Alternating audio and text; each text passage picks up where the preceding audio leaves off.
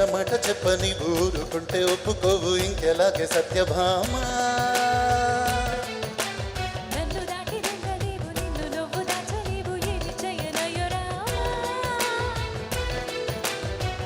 అనుకున్న తప్పు కదా మో మాట